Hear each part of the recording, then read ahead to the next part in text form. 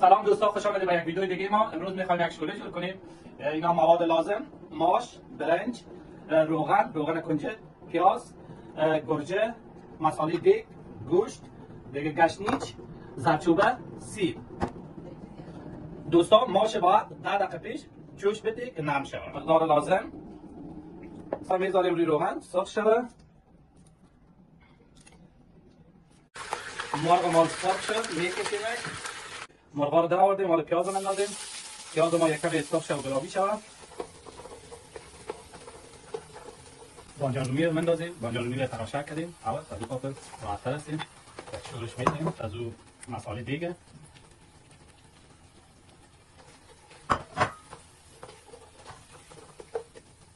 زردچوبه،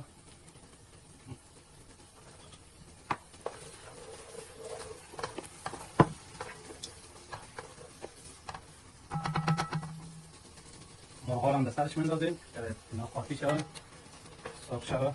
منتظر میباشیم.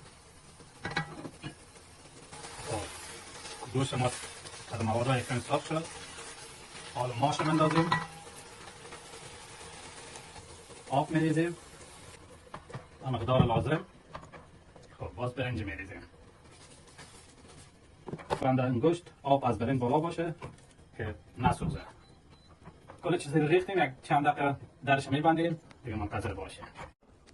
خب شوله ما به این مرحله رسیده، یعنی دم میذاریمش یک 10 دقیقه، باز دیگه منتظر باشیم که یک شورش بدیم.